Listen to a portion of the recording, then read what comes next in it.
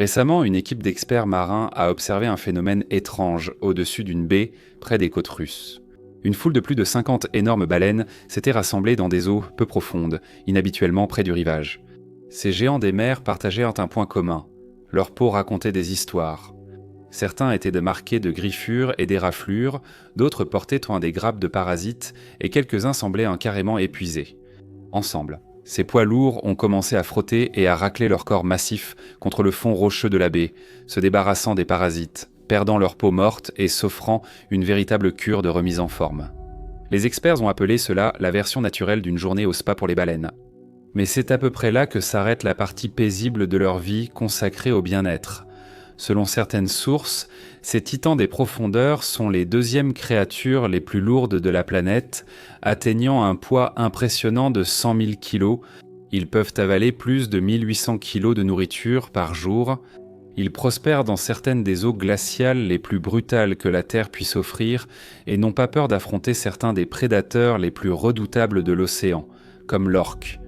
Pourtant, d'une manière ou d'une autre, ils continuent de vivre jusqu'à 200 ans, ce qui en fait les mammifères ayant la plus grande longévité jamais connue. Voici le puissant léviathan des profondeurs, l'envoûtante baleine boréale.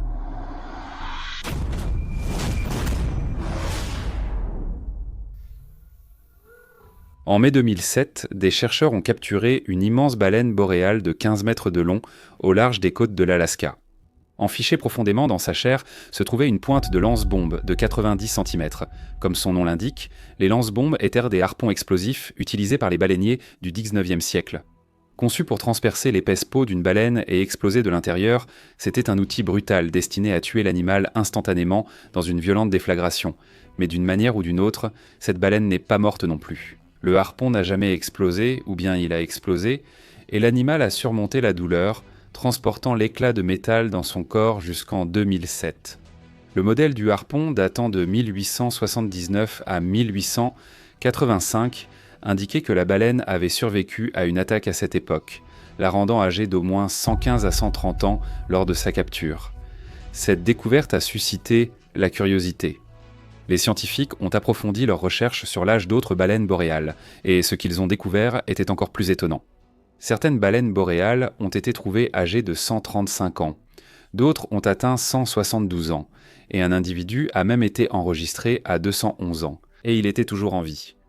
Quelques années plus tard, les tests génétiques ont révélé que les baleines boréales peuvent vivre jusqu'à 268 ans, faisant d'elles les mammifères les plus longevifs connus sur Terre.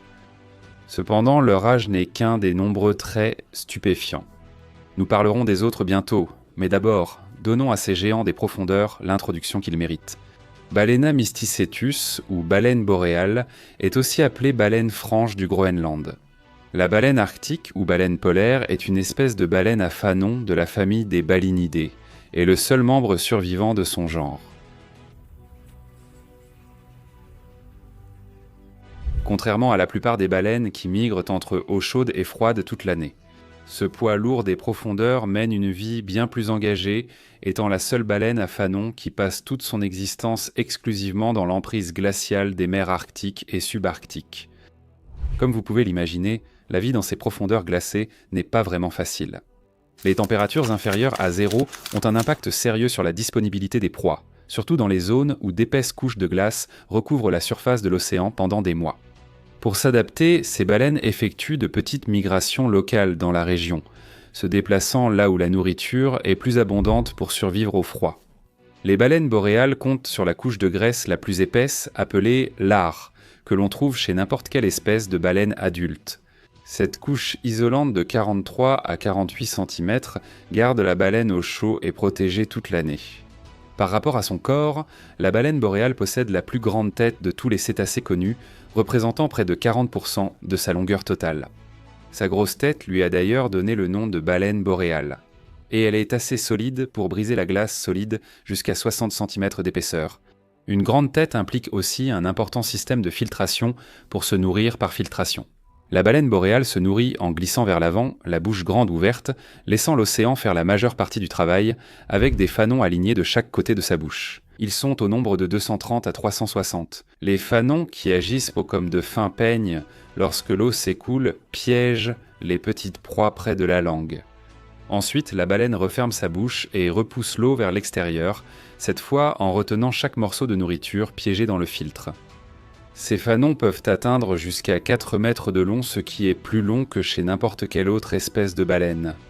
Et pour s'assurer qu'ils ne se cassent pas sous la force de toute cette pression de l'eau qui entre et sort. La mâchoire inférieure de la baleine boréale possède une grande lèvre recourbée vers le haut, renforçant et soutenant les fanons comme une attelle naturelle. En une journée, une baleine boréale mange jusqu'à 1800 kg de nourriture, dont du krill, des copépodes, des mysides, des amphipodes et d'autres petits crustacés. Et elles ne sont pas difficiles non plus. Ces baleines se nourrissent là où les proies sont les plus concentrées, près de la surface.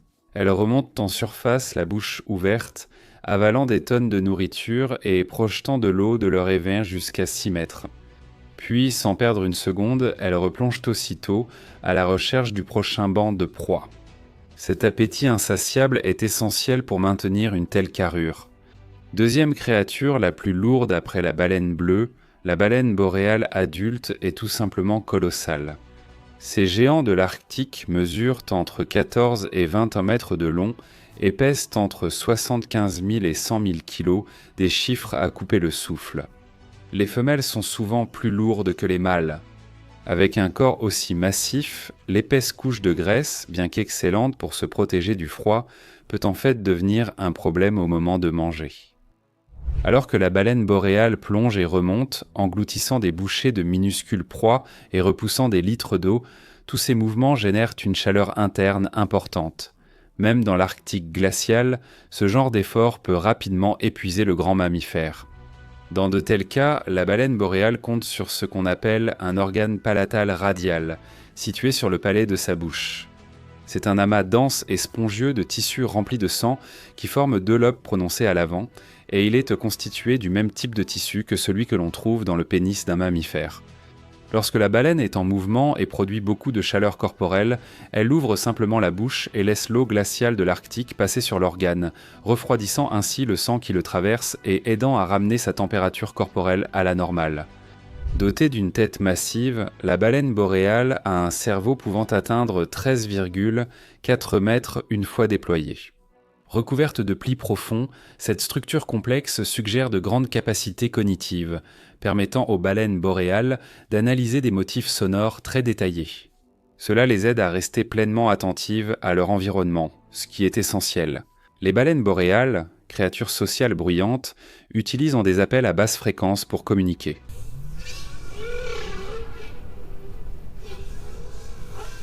Se prévenir mutuellement sur la nourriture abondante ou les menaces proches. De 2010 à 2014, des chercheurs près du Groenland ont enregistré 184 chants distincts chez environ 300 baleines. Au-delà de la communication et de la survie, cependant, le rôle peut-être le plus essentiel de ces chants est lié à la reproduction. Les scientifiques déterminent la saison de reproduction des baleines en observant le pic annuel de leurs chants, de mars à août. Ces géants des océans se rassemblent en groupes où 1 ou 2 femelles peuvent finir par s'accoupler avec plusieurs mâles une fois qu'une baleine est fécondée. Une gestation de 13 à 14 mois aboutit à la naissance d'un seul baleineau tous les 3 à 4 ans. En 30 minutes après sa naissance, ce petit nage déjà et fait pencher la balance. À 1000 kg, tout en mesurant de 4 à 4,5 mètres de long seulement 1 an plus tard, il peut doubler de taille et atteindre 8 mètres.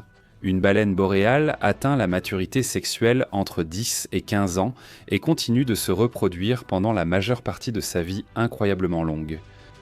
En 2015, des experts américains et britanniques ont cartographié le génome de la baleine boréale, identifiant 2 gènes responsables de sa longévité exceptionnelle.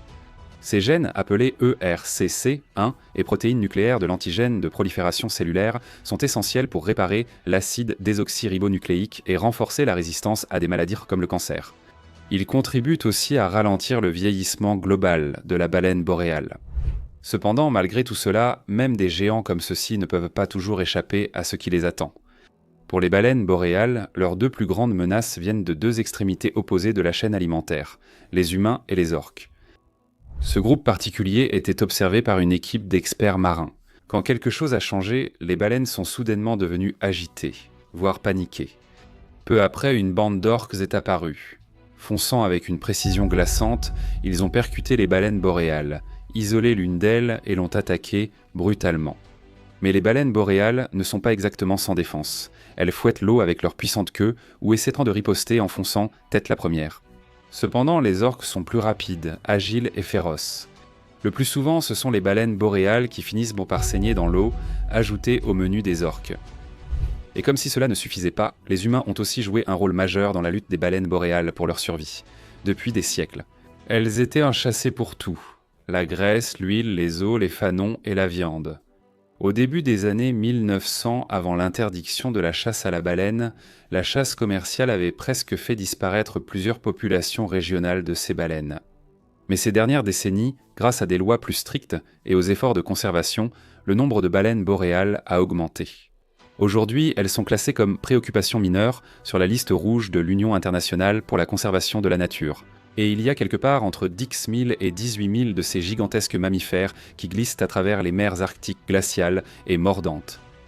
Les scientifiques ont récemment noté que les baleines boréales ont perdu une grande partie de leur diversité génétique en 500 ans. Tout cela parce qu'elles sont restées confinées dans les eaux arctiques et subarctiques pendant si longtemps. Cela signifie que si elles tentent un jour de s'aventurer en eau libre, elles pourraient alors perdre leur titre de mammifères les plus longs à vivre, ou au moins voir leur incroyable longévité sérieusement réduite. Leurs corps ne sont tout simplement plus adaptés au climat plus chaud et imprévisible. C'est un peu comme passer toute sa vie dans une pièce parfaitement climatisée, puis être soudainement jeté en plein désert sans crème solaire. Ouais, bonne chance avec ça. Ce n'est pas comme si les baleines boréales allaient en partir en vacances sous les tropiques bientôt. Alors peut-être qu'on est tranquille pour l'instant, non ? Qu'est-ce que tu en penses ? Dites-le moi dans les commentaires ci-dessous et comme toujours, on se retrouve dans la prochaine vidéo.